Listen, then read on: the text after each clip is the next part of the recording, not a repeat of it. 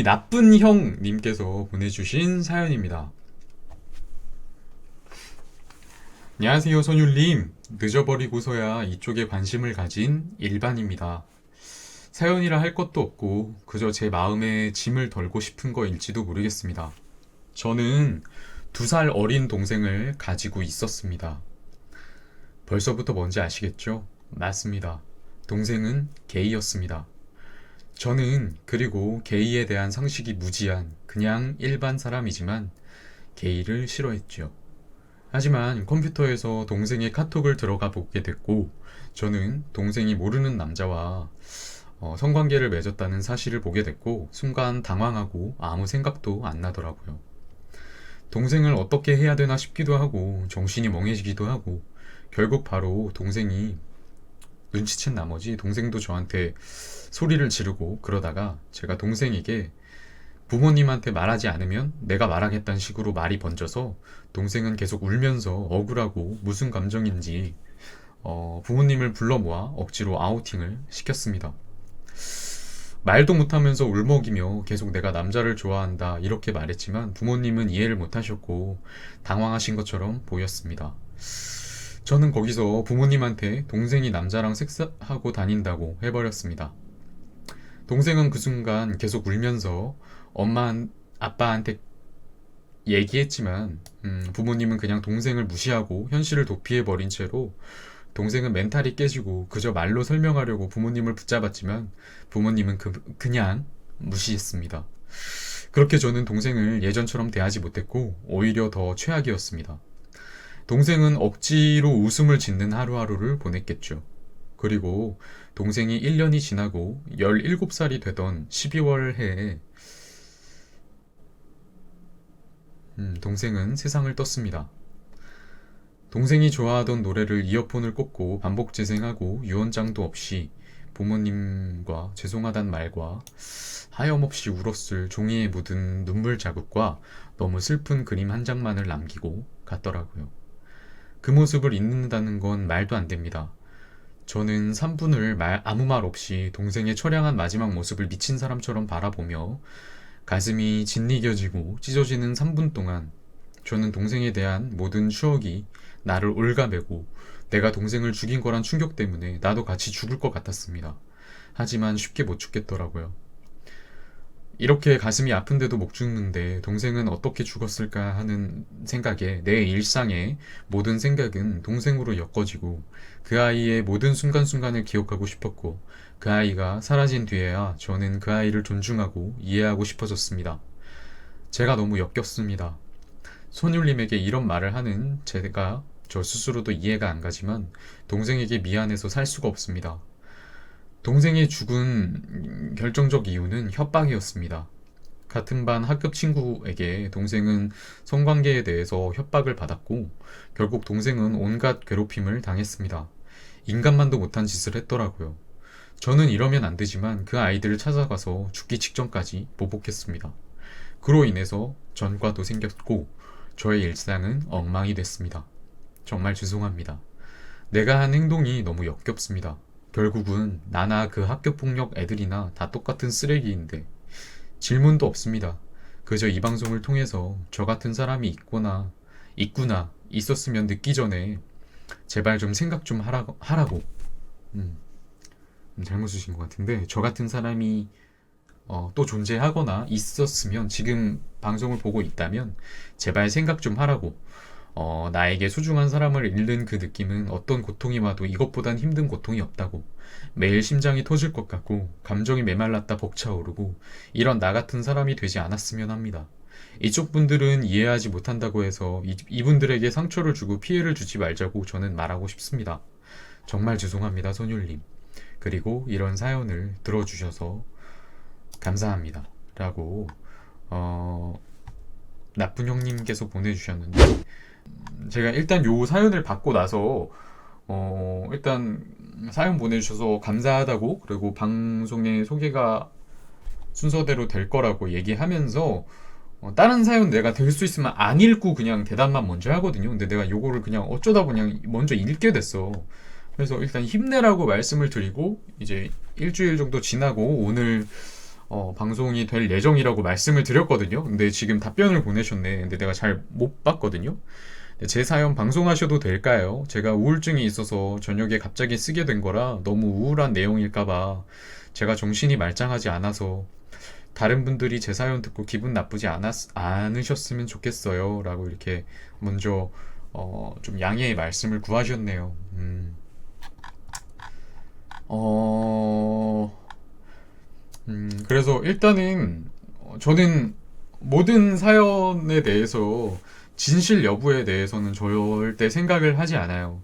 어, 저는 진실 여부에 대해서는 생각지 않고 무조건 진실이라는 판단 하에 다 이렇게 말씀을 드리고 있거든요. 근데 너무 충격적이죠.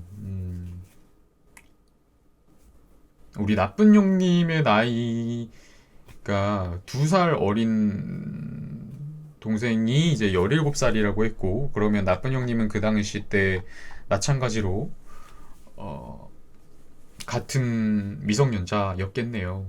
그렇죠. 이제 19살이셨겠네요. 음, 어,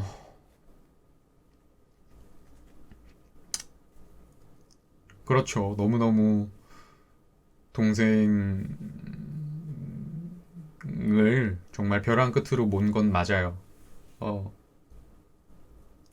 너무 안타까운 거는 이제 둘 다 어렸을 때 있었던 일이라는 게 좀 너무 안타깝네. 나 17살, 19살 때 이렇게 있던 일인데, 지금 우리 나이도 성숙하지 않은 사람들이 많은데, 그렇다고 해서 청소년이 무조건 성숙하지 않다는 말은 아니지만, 어,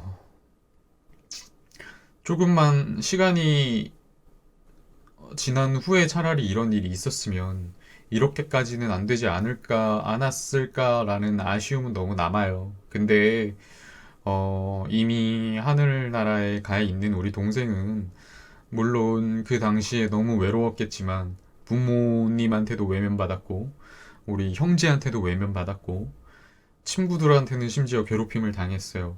너무너무 벼랑 끝이었고 너무너무 외로웠겠지만 음, 그래도 저 좋은 곳에서는 나쁜 형님이 잘 살았으면 하는 마음을 가지고 있지 않을까 싶어요. 음, 너무너무 철없을 때 있었던 일이고, 지금은 많이 이해하려고 이런 방송들도 많이 찾아보나 봐요. 그런 것 같아요. 글 보니까 좀 이곳저곳 많이 찾아보고, 많이 공부하고 있는 것 같아요. 좀 동생을 조금이나마 이해해 보려고 노력을 하는 모습이 보여요. 어, 그냥 동생 몫까지 열심히 사는 수밖에 없어요. 정말 그렇다고 해서 나쁜 형님을 위로는 하고 있지만 절대 잘했다고 하고 싶지는 않아요. 19살이면 그래도 어느 정도 인격체는 만들어진 상태였을 거고 정말 잘못된 선택을 한 건 맞아요. 적어도 숨쉴 구멍은 줬었어야 했어요, 가족들이. 가족들이 숨쉴 구멍은 돼줬어야 했어요. 음. 근데 그거는 우리 나쁜 형도 몰랐잖아요. 그러니까 죗값을 치른다 생각하시고 더 열심히 사세요.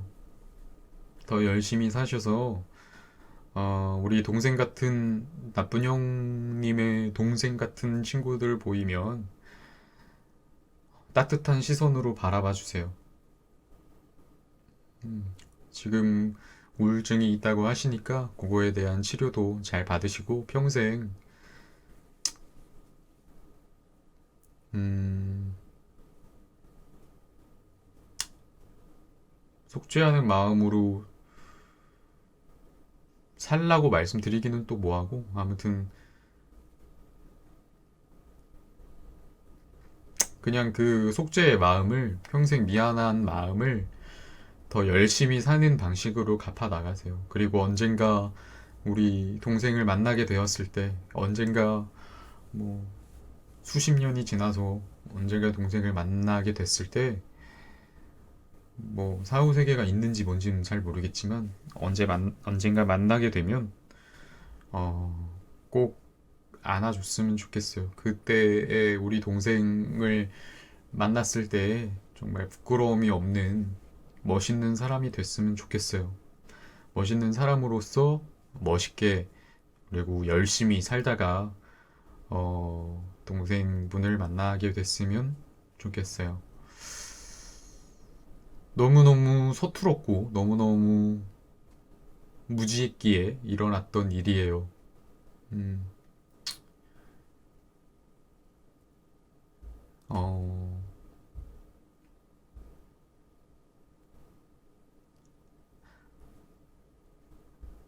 음, 아마 내가 생각했을 땐 지금의 모습을 우리 동생이 좋은 곳에서 지켜보고 있다면 다 용서하지 않았을까 생각 들어요. 우리 나쁜 형님을 많이 용서하지 않았을까 싶어요. 그래서 나쁜 형도 평생 미안한 마음을 가지고 열심히 살되 스스로를 좀 용서해줬으면 좋겠어요. 음, 스스로를 좀 용서하고 더 열심히 살려고 노력했으면 좋겠습니다. 기운 내시고 일단 지금 가지고 있는 음, 우울증부터 잘 치료하시길 바랍니다. 힘내세요.